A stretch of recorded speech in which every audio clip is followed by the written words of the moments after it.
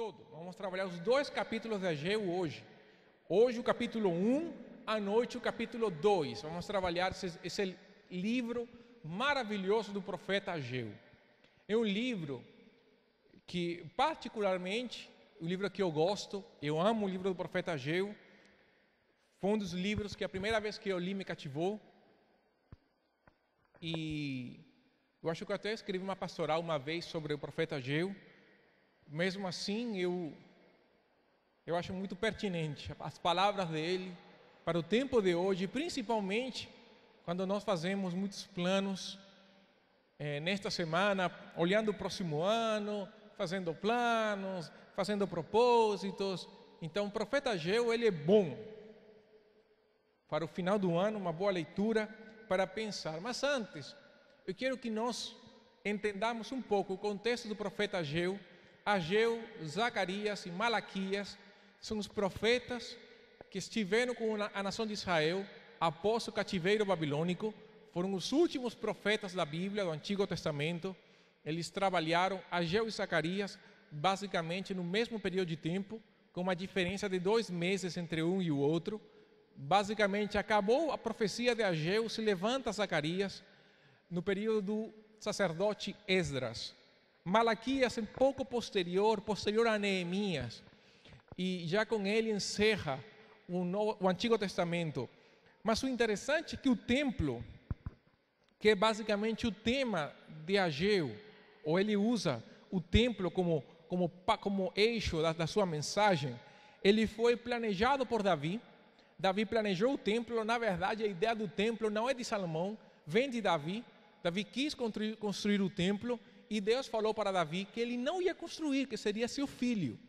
Aí Davi, ele planeja, faz o plano, faz o orçamento, compra material, guarda tudo, já de uma vez, e mostra para Salomão tudo que era para ser feito. Basicamente, Salomão contratou a mão de obra e fez acontecer. Mas o trabalho prévio foi um trabalho de Davi. A ideia de Davi era trocar o tabernáculo de Moisés, que já estaria velho para aquela época, mas que era um tabernáculo que foi construído para simplesmente se deslocar de um lugar para outro. Ele foi feito para o período do deserto. Então ele vai de um lugar para outro, fácil de desmanchar, fácil de montar.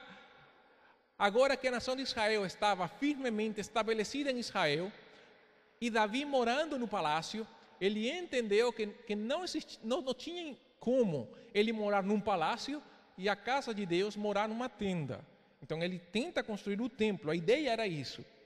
O templo, ele teve, se nós olhássemos, se nós compararmos o tabernáculo com o templo já ele manifesta um pouco a decadência espiritual da nação de Israel.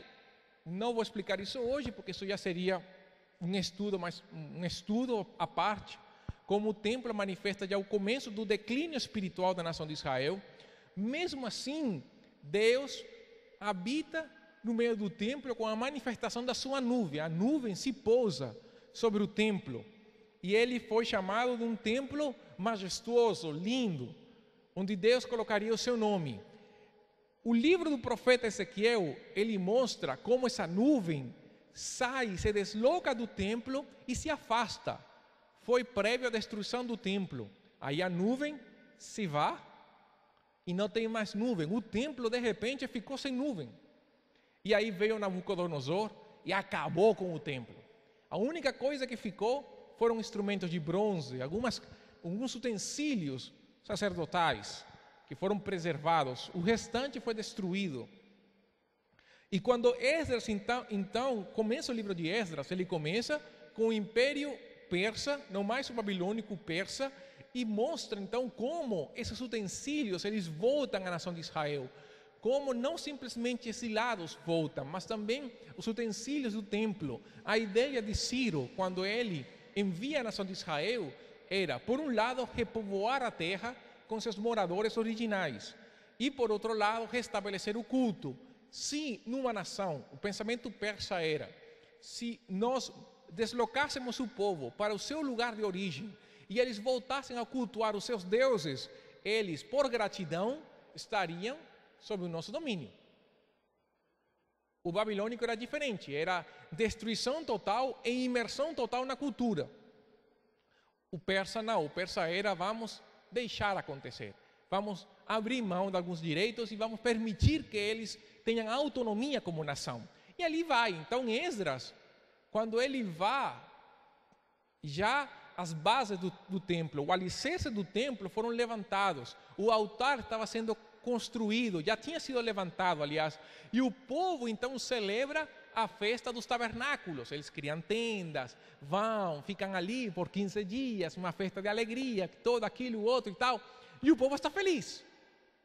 Os inimigos enviaram uma carta ao rei, falando que a construção do templo, a outro rei que não era Ciro, a construção do templo, ele seria um sinal de que o povo de Jerusalém ia se rebelar, porque o templo já foi majestuoso, já teve reis grandes. Então, se eles começassem a construir o templo, a próxima questão seria o palácio, o novo rei e a rebelião. E eles, então, o rei faz um histórico e comprova que assim foi, e manda parar a obra do templo. Então, o templo era o altar do sacrifício e os alicerces do templo, as bases do templo, o fundamento do templo. E aí o templo ficou parado por 15 anos. Então 15 anos, cria mato, os alicerces você não consegue achar ele mais, só fica o altar, o sacerdote só oferecendo sacrifício, mas não tinha mais nada. E nesse período, o profeta Ageu se levanta. Então você tem sua Bíblia já no livro de Ageu? Capítulo 1. Então vamos quase que verso por verso, então vamos ter paciência, não é longo, mas nós vamos tentar trabalhar o livro na sua totalidade entre hoje de manhã e hoje à noite. Começamos. No segundo ano do rei Dario, ou Dário, depende da sua pronúncia, depende da sua versão, no primeiro dia do sexto mês, a palavra do Senhor veio a Zorobabel, governador de Judá, filho de Sealtiel, e a Josué, sumo sacerdote, filho de Jeozadak, por intermédio do profeta Ageu. Dario, ou Dário, era o nome que era dado aos reis da Pérsia. É tipo assim, Faraó na Bíblia. Faraó é o nome do rei. Também César, no período de Roma. Era o título real. Zorobabel, mesmo sendo descendente de Davi, ele foi imposto pelo rei como governador. E Josué, como líder religioso, já era mais uma imposição da lei. Ninguém poderia ser sacerdote além dos filhos de Arão. E nem todo filho de Arão poderia ser sacerdote. Da linhagem de um dos filhos de Arão seria a linhagem sacerdotal. E dali vem Josué. As palavras do profeta Ageu, eles foram direcionadas para toda a nação. Porém, no capítulo 1, eles são direcionadas principalmente aos líderes da nação. Por quê? Porque embora a condição espiritual da nação, que nós vamos ver como era responsabilidade individual de cada um, o trabalho da liderança é justamente levar o povo a um relacionamento verdadeiro com Deus. E quando isso não acontece, as primeiras pessoas a quem Deus reclama é a liderança. Então Josué vai falar para o povo, porém principalmente aqueles que têm a autoridade de agir. Mas entenda, toda a nação era responsável por aquilo que o profeta ia falar. Verso 2: Assim diz o Senhor dos Exércitos: este povo diz, não chegou ainda o tempo de edificar a casa do Senhor. Se coloque no lugar da nação de Israel. Você é uma nação cativa, você não é uma nação propriamente dita, você é uma província. E você então recebe a autorização para construir o templo. E começa a construção. Mas aí, as mesmas pessoas que te autorizam a construir, mandam parar. Você não tem exército, não tem autonomia, no sentido de que você não pode ter um autogoverno, um governo sustentável por si mesmo, não tem aquela independência de falar, eu vou fazer o que eu quero. E o povo teve aquele relaxamento, como que se pensaram desta forma. Tá, então não era de Deus construir o templo. Não era, porque as circunstâncias falam que não era o tempo. Se o rei mandou parar, então era só o altar. E pronto, boas, tranquilo. Nós construímos o altar suficiente. É isso que Deus quer. Você repara, a condição da nação de Israel era assim: se eles mandarem, é Deus quem manda. Se eles mandarem parar, é Deus quem manda parar. Então, ali, a nação de Israel, como responsável, eles ficam isentos. Por quê? Porque é a vontade do rei e pronto, acabou. Se ele quer, então é Deus quem manda. Se ele não quer, é Deus quem manda. Beleza. Então, para eles, o fato de que o rei da Pérsia mandou parar, para ele foi um sinal de que se dedicar à obra da construção da casa do Senhor não se tornaria uma prioridade, não era de Deus. E aí então vem o verso 3. Esta palavra do Senhor veio por intermédio do profeta Ageu. Por acaso é tempo de habitardes em casas bem acabadas, enquanto este templo continua em ruínas? Sabe o que o povo fez? Por 15 anos, eles se esqueceram da casa do Senhor e começaram a trabalhar onde? Nas suas casas. Então vamos construir a nossa casa. O que está faltando lá em casa? Está faltando umas lâmpadas daquelas, penduram assim de cristal com aquela iluminação bacana. Vamos comprar? Vamos. E começaram. A ideia, no sentido no hebraico, eram casas, as casas eram de pedra. Eram feitas de pedra. E para dar um acabamento bacana lá dentro da casa, eles forravam a casa de madeira. E deixavam ela de madeira assim, bonitinha, preciosa, de cima para baixo de madeira, com acabamento, aquela coisa. Então, o que Deus está falando é, gente, será que é isso que eu quero? O que Deus está mostrando é, será isso que eu quero? Que vocês deixassem a casa do Senhor para construir as suas casas, para se dedicar àquilo que é de vocês e não àquilo que é meu. Então, há um contraste no pensamento da nação de Israel com relação à construção do templo, com relação à construção das suas casas. Sim, para eles, não era vontade de Deus construir a casa do Senhor, mas era vontade de Deus melhorar as casas deles. Não era um problema, não era um pecado melhorar a casa das pessoas. O pecado não foi aquilo, o pecado foi se dedicar àquilo, se esquecendo do prioritário. Lembra que eu falei de Davi? Davi teve seu palácio, sentou um dia, quem sabe, pendurado numa rede, sentado na sua cadeira, deitado no chão, seja lá o que for, mas ele contemplou o palácio dele, olhou o tabernáculo, aquela tenda de séculos, que aguentou deserto, poeira, tanta coisa. E Davi falou, não é justo que eu habite numa casa de madeira, assim como a nação de Israel estava fazendo depois do cativeiro. Não tem como eu morar numa casa forrada de madeira e a casa do Senhor estiver lá se caindo aos troços. Isso não tem cabida na minha cabeça. A nação de Israel foi o contrário. Não tem cabida construir o templo se a minha casa não tem acabamento. Você percebe a diferença de pensamento entre Davi e a nação de Israel após o cativeiro? Onde estava a prioridade de cada um? Para Davi, a prioridade dele era construir uma casa ao Senhor. Para a nação que voltou do cativeiro babilônico, a prioridade era construir uma casa para eles. Há um contraste nas intenções do coração, há um contraste naquilo que as pessoas queriam, naquilo que para eles se tornava prioritário.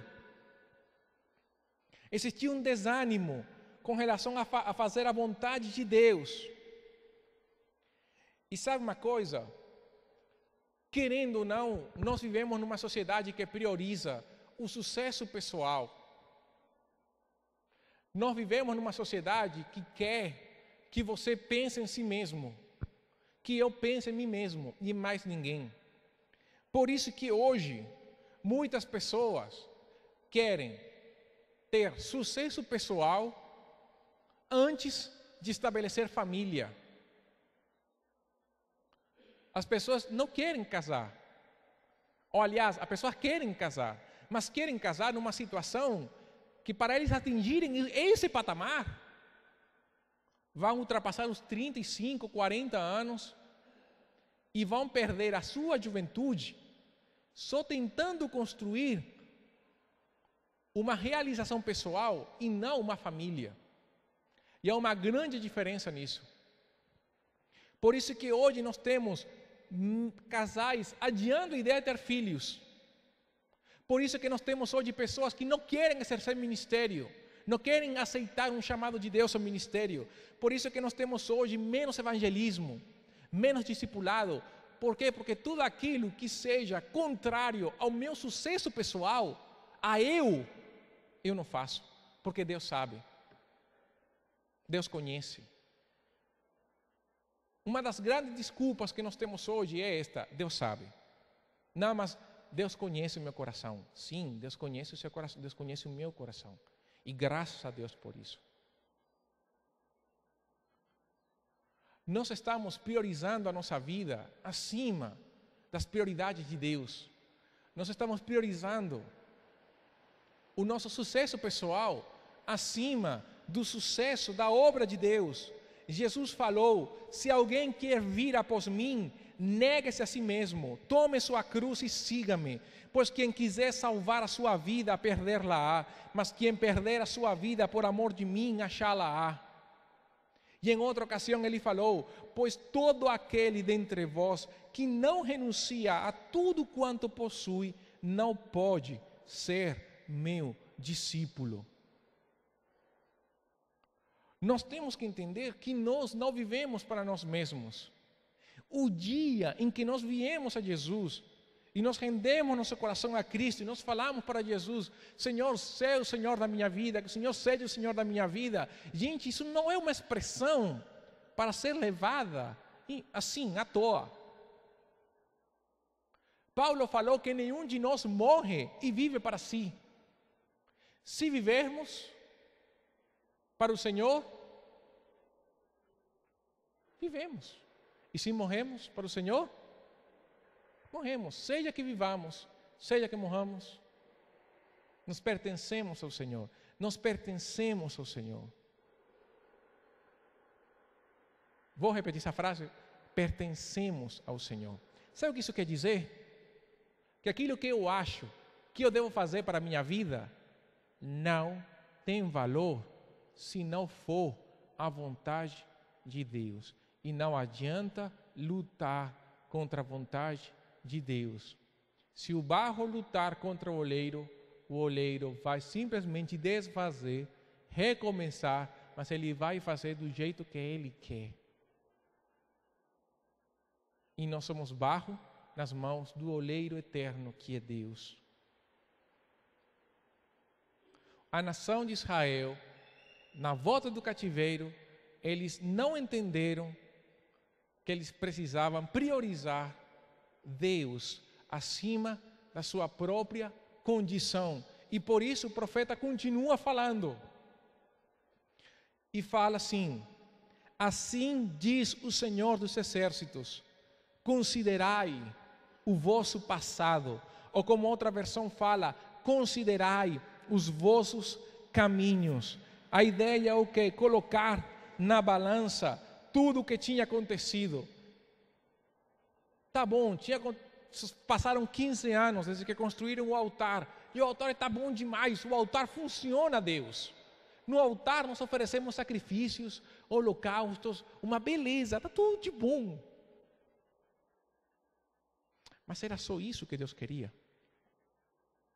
Aí Deus pede para o povo que pensar. Para e pensa.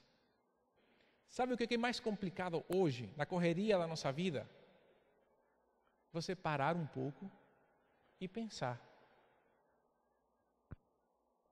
Para tudo, senta na tua casa e pensa no caminho que você e eu temos percorrido em todos estes anos. Sentar, gente, uma coisa tão básica da vida como fazer isso. Sentar, pegue seu café, seu chimarrão. Não, chimarrão aqui não temos ninguém do sul. Pegue seu café, pegue sua aguinha, seu tecinho, seu chazinho, sua água, seu suco. Pegue alguma coisa e comece a pensar o que você tem feito nesta caminhada. Mas assim, para tudo. Desliga a televisão, desliga o celular, desliga o computador. Se você não consegue em casa, desloca para outro lugar, onde você pode ter paz e tranquilidade. Mas pensa. Nós precisamos pensar. O que nós temos feito? O que Deus fala para a nação de Israel é isso. Pensa, pensa. Pensa naquilo que vocês têm feito nesses 15 anos. Você quer ver o que tinha acontecido nesses 15 anos? Vou sentar, você vê como que é a coisa. Semeastes muito e recolhestes pouco. Comeis, mas não vos fartais. Bebeis, mas não vos saciais. Vestivos, mas ninguém se aquece. E o que recebe salário, recebe-o para colocá-lo num saco furado. Assim, a ideia de Deus era: pensa, como está a sua vida hoje? Nada tem te faltado. Porém, não quer dizer que você não poderia ter tido mais. Na verdade, você está recebendo menos daquilo que você poderia receber. Ou seja, o esforço do teu trabalho não está rendendo os frutos esperados. Por quê? Porque a vida se tornou uma vida pesada. Porque a vida se tornou uma vida dura. Porque você não vê a minha mão nesta caminhada. E volta Deus a falar: considerai o vosso passado. De novo. Como um sanduíche, considerai o vosso passado, primeira fatia do pão, as causas e a outra fatia do pão. Considerai o vosso passado. Começa e encerra com a mesma frase. Na verdade, essa frase é a frase-chave do livro de Ageu. É um livro que convida o leitor a pensar. Você pode falar assim: mas pastor, este ano a minha conta de 3 cifras passou a 5. Beleza, isso não quer dizer nada. Mas pastor, as minhas dívidas cresceram de 3 cifras a 5. Beleza, bom, beleza nada, vai ter que pagar. Mas isso não quer dizer nada. Para a nação de Israel, bênçãos era isso, era grana, casa, filhos. E filhos assim, em quantia superlativa. Mas o que Deus está falando é: olha, aquilo que vocês deveriam receber pela obediência de vocês não está acontecendo. E sempre na nação de Israel, sempre, uma característica dela, desde que a nação foi formada até o tempo de Jesus, eles sempre acreditaram que estavam fazendo certo, sempre, quando estavam fazendo o errado. Sempre foi. Você tem que ler os evangelhos, as palavras de Jesus, você vai entender que Jesus vai falar: ouviste que foi dito, está errado, porque o sentido verdadeiro é este. Então, sempre foi assim. A nação de Israel sempre pensou que estava fazendo certo, estava errada. Por isso é que antes de nós pensarmos que nossos caminhos são certos, nós temos que parar e pensar. Salomão falou que nossos caminhos são retos aos nossos próprios olhos, mas quem pesa o caminhar é o Senhor. Por isso é que é difícil para mim, particularmente eu, achar se meus caminhos são retos ou não. Eu tenho que sentar, ler a Bíblia, orar e pedir ao Senhor que mostre isso na minha vida. E por isso que se torna tão complicado você julgar o caminhar do outro. Aliás, se torna complicado, é impossível você julgar o andar do outro. Porque quem conhece as intenções do coração é Deus. Agora, lembra da expressão Deus sabe, Deus conhece? Mesmo que o povo falasse assim, mas Deus sabe que o rei mandou parar, Deus não estava nem aí com o mandado do rei. Por isso é que depois que Deus fala para o povo, olha o que está acontecendo, a vida se tornou miserável, a amargura encheu o teu coração, você não vê a minha mão, você ora e você não percebe nada, você lê a Bíblia, você não entende. Você não tem vontade de orar, ler a Bíblia, nem falar de mim para ninguém. Depois de Deus confrontar as prioridades do povo, então Deus fala para a nação de Israel, sabe o que vocês vão fazer? Subir ao monte, trazei madeira e edificai a casa, e dela me deleitarei e serei glorificado. Deus faz um apelo ao povo para investir naquilo que é eterno. Tá, você vai falar, a casa ia cair? A casa ia cair. Querendo ou não, o templo caiu depois. Depois, à noite, eu vou contar como esse templo foi destruído. Mas o que Deus está falando não é o templo como tal.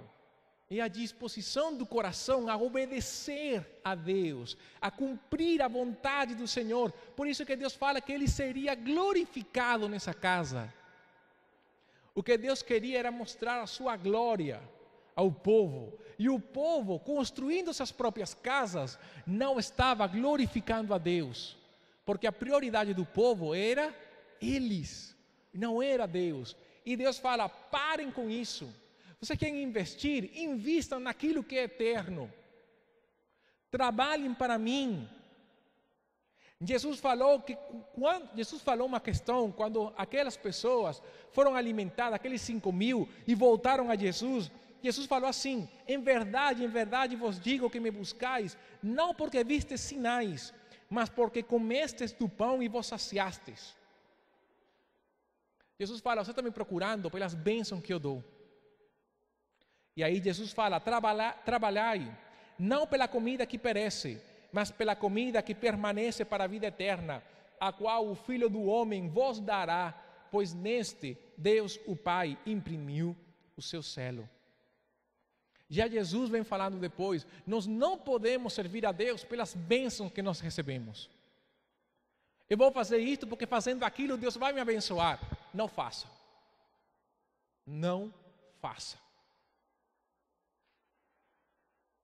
Se você vai agir para Deus, achando que Deus é um banco, não faça nada. Se você pensa que Deus é se você tem que agir como um caça-recompensas, de fazer para que Deus te pague, não faça nada.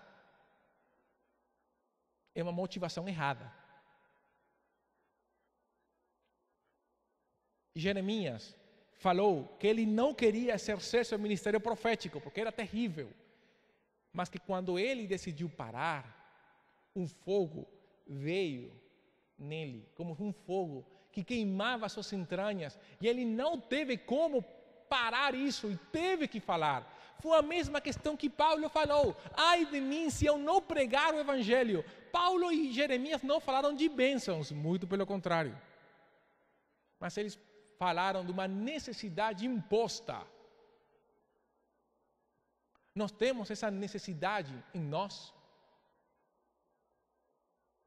Ou nós queremos servir a Deus por aquilo que Ele nos dá?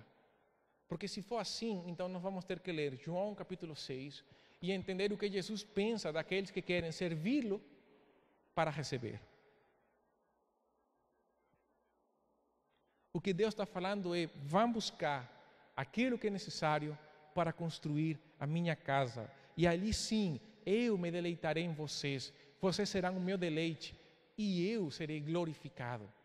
Entenda, Deus não procura o nosso sucesso. Entenda isso. Deus não procura o seu sucesso. Deus não procura o meu sucesso. O que Deus procura é que Ele seja glorificado.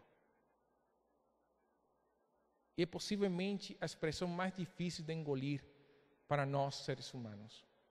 Deus não compartilha sua glória com ninguém.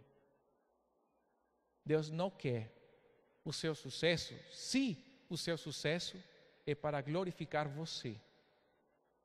Se o seu sucesso glorifica a Deus primeiramente, então sim, o seu sucesso é consequência da glorificação a Deus. O que nós somos, o que nós fazemos é para glorificar a Deus, não para nos mostrar.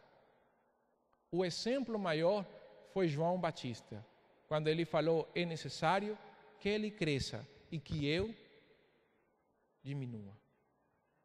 É isso que Deus está falando. Parem de construir suas casas. Está bom demais. Faça o prioritário, eu, para que eu seja glorificado em meio de vocês. E mesmo assim, Deus fala: esperastes o muito, mas eis que veio a ser pouco. E esse pouco, quando o trouxeste para casa, eu o dissipei com um assopro. Por que causa, diz o Senhor dos Exércitos? Por causa da minha casa, que está em ruínas, enquanto correis, cada um de vós, a sua própria casa. Por isso, os céus por cima de vós retêm o orvalho, e a terra retém os seus frutos. E mandei vir a seca sobre a terra, e sobre as colinas, e sobre o trigo, e o mosto, e o azeite, e sobre tudo que a terra produz, como também sobre os homens e os animais, e sobre todo o seu trabalho. O aperto que a nação estava vivendo não era consequência das mudanças climáticas do mundo. Era Deus que estava fazendo uma chamada de atenção. Porque cada um largou a casa de Deus e correu para suas casas. E Deus falou: como vocês querem fazer aquilo que vocês acham certo, então tudo aquilo que vocês vão produzir vai dar nada. E eu vou mandar parar tudo. E como Deus é Deus, Ele manda parar e parou. Gente, perceba uma coisa.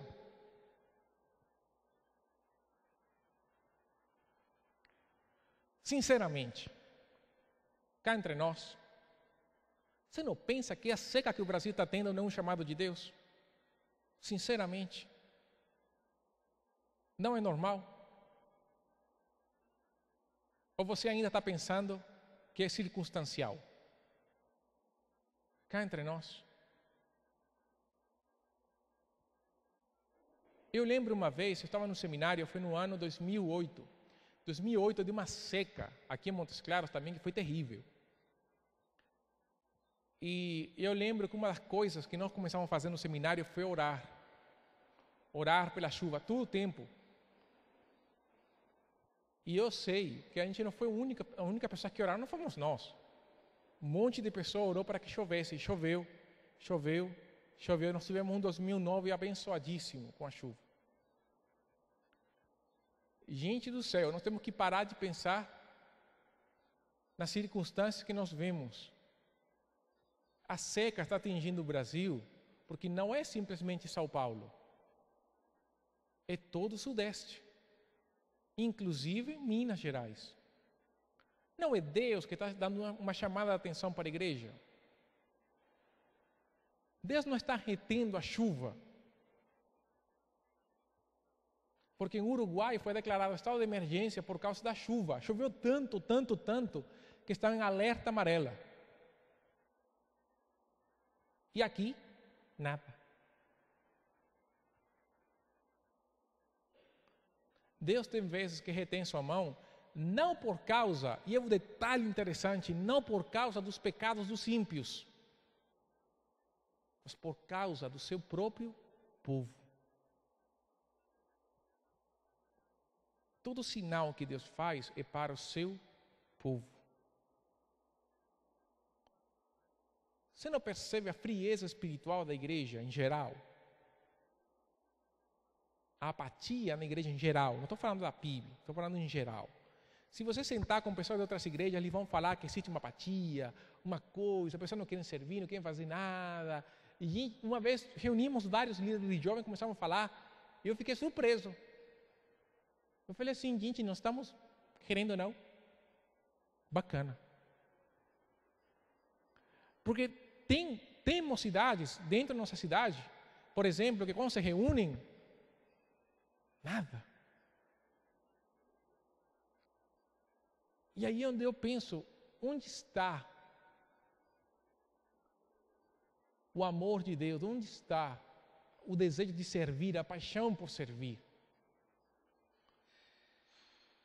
Onde está aquilo que nos mexe nossa alma e nos leva a compartilhar a outros de Cristo, nos leva a louvar a Deus, nos leva a nos congregar, a buscar a Deus? Onde está? Onde ficou? Onde foi que nós perdemos a vida devocional? Onde nós perdemos o relacionamento com Deus? Hoje as pessoas vão para o culto, vão assistir. Você fica surpreso em igrejas que a pessoa vai no culto, senta e simplesmente faz isto. No tempo de louvor. Você pensa que o cara é mudo? Não, acaba o culto e fala.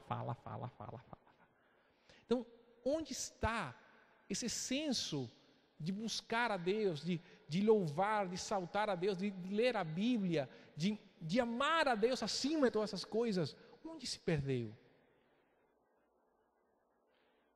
Então Deus faz uma chamada de atenção para o povo, porque se nós não podemos buscar a Deus na boa, então Deus aperta. E é o que Deus está falando para a nação de Israel: vocês por 15 anos não perceberam que a seca, a falta de colheita, o pagamento ruim que vocês estavam recebendo, era eu que estava fazendo isso, para chamar sua atenção. Entenda, por 15 anos não houve profecia, não houve nada, houve um silêncio de Deus, enquanto profeta, mas Deus então reteve então a chuva, reteve o orvalho, reteve a produção, reteve tudo, para chamar a atenção, e o povo mesmo assim nada. Aí Deus então quebra o silêncio e fala.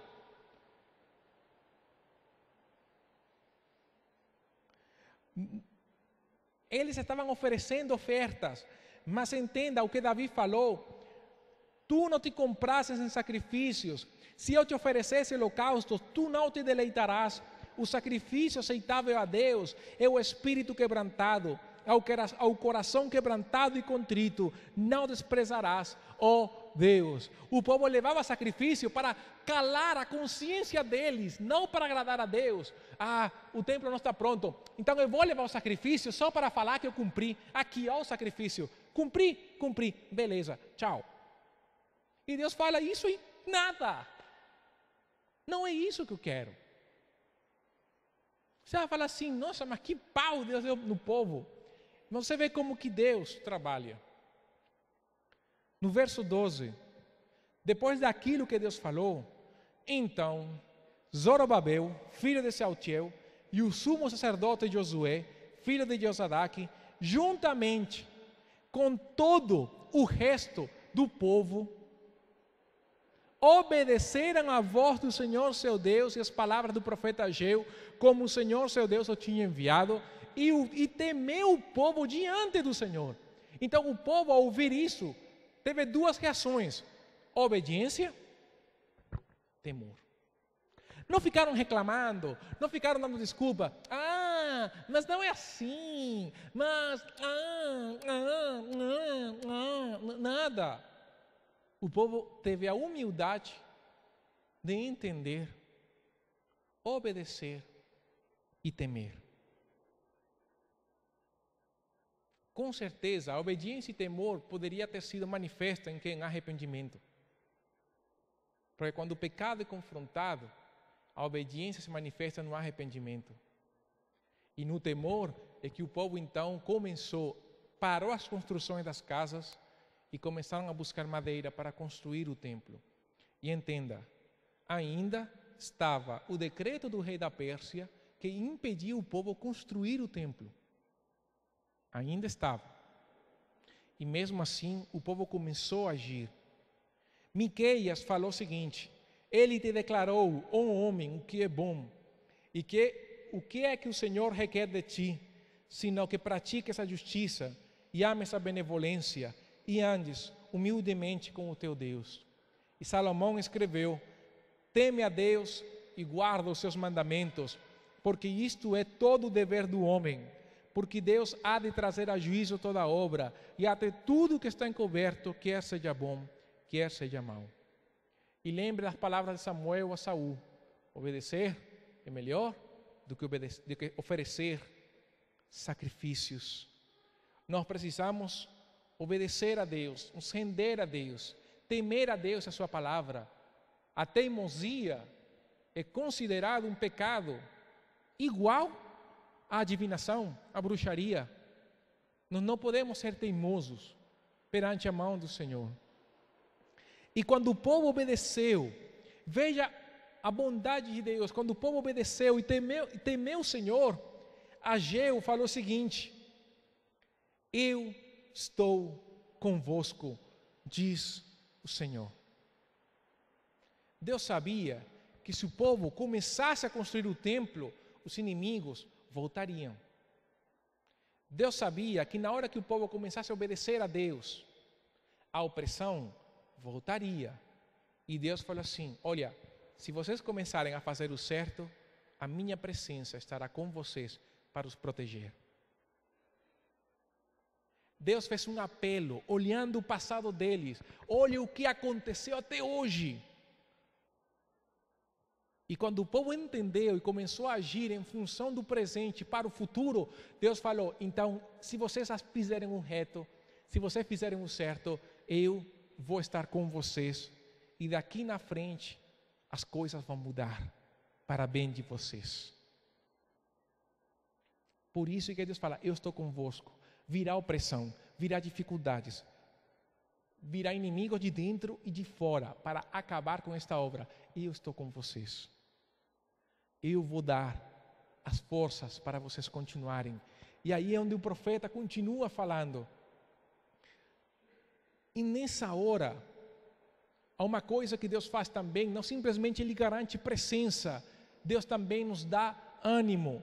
E o Senhor suscitou o espírito do governador de Judá, Zorobabel, filho de Sealtiel, e o espírito do sumo sacerdote Josué, filho de Josadaque, e o espírito de todo o resto do povo. E eles vieram e começaram a trabalhar na casa do Senhor dos Exércitos, seu Deus. Então foi o que Paulo falou para os filipenses: Deus não simplesmente dá o querer, Deus dá a vontade de fazer. Deus não simplesmente falou, devem fazer. Deus colocou neles o desejo, o ânimo,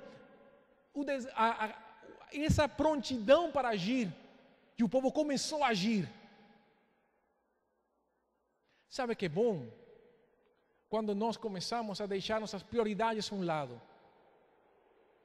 Paramos e pensamos o que Deus quer. E não simplesmente ficamos na área do pensamento, da filosofia. E começamos e oramos. E que Deus então traga sobre nós a graça e o ânimo e a força para agir. E Deus faz e a gente começa a agir. Há uma grande diferença entre pensar e filosofar aquilo que poderia ser feito, de sentar e falar assim: eu penso, eu acho. A questão de, se é para fazer, eu vou me voluntariar, eu vou ser o primeiro. E vai. Há uma grande diferença nisso. E o que o povo fez, não ficaram simplesmente naquilo de que nós vamos. Como aquele que vão fazer, nós vamos. Eu vou primeiro. Você vai ficar atrás. E eu vou. Espera que eu vou. E ficou ali. Nesse espera que eu vou. Não, o povo foi. Agora, o povo foi no 24º dia do 6º mês. E a profecia de Ageu começou no 1º dia do 6º mês. Eles demoraram 24 dias sem agir. Mas agiram. Mas fizeram. Por isso, gente, perante tudo isso, o que nós estamos esperando? Para pensar. Aproveite esta semana que alguns têm de folga e pense. Pense. Vamos pensar de que nós estamos fazendo com os nossos caminhos. Nós estamos nos caminhos do Senhor? Nós estamos no caminho do Senhor? Você vai falar, é claro que sim. Mas nós estamos cumprindo a vontade de Deus para a nossa vida. Se alguém falasse para você, você está fazendo aquilo que Deus te mandou, você tem certeza para falar que sim? Você ainda duvida? Nós estamos desfrutando da vida abundante em Cristo? Ou estamos presos no afã deste mundo, na correria deste mundo, nos princípios e valores deste mundo? Estamos ornamentando nossa casa, nossa vida, nossos sonhos? Ou estamos trabalhando em função da glória de Deus? Quais são as nossas prioridades? Sério, que nós sempre falamos que Deus é a nossa prioridade, mas na prática às vezes nem sempre acontece. Qual é a nossa prioridade? Nossos logros e aspirações pessoais estão acima da vontade de Deus? E o senhorio de Cristo é real na nossa vida? O tempo de Deus para nós é o hoje, não é o amanhã. Isso que o autor de Hebreus fala. Aliás, Paulo falou para os coríntios, o dia da salvação é hoje, não tem outro. Não tem amanhã, não tem outra data, não tem um próximo ano, é hoje. O dia da mudança é hoje. O dia de mudar nosso pensamento é hoje. O que nós estamos fazendo com relação a isso? Nós estamos mudando nosso pensamento? Nós precisamos parar para pensar. À noite nós vamos ver como essa mudança de pensamento da nação de Israel trouxe mudanças neles para bem. E é claro que a pregação da noite vai ser muito mais agradável que a pregação da manhã. Mas aquele que falta hoje, que faltou agora e vai estar no período da noite, não vai entender completo, porque a mensagem é uma mensagem continuada. E nós temos que entender, nós temos que fixar esta pregação para entender a outra. Era uma nação que tinha como prioridade as suas próprias aspirações e não a glória de Deus. Então, hoje à noite, nós vamos continuar com o capítulo 2 de Ageu e nós vamos ver como é que o povo continuou nessa caminhada de mudança, porque não mudaram completamente, eles continuaram mudando. E vamos seguir hoje à noite. Amém? Amém, igreja? O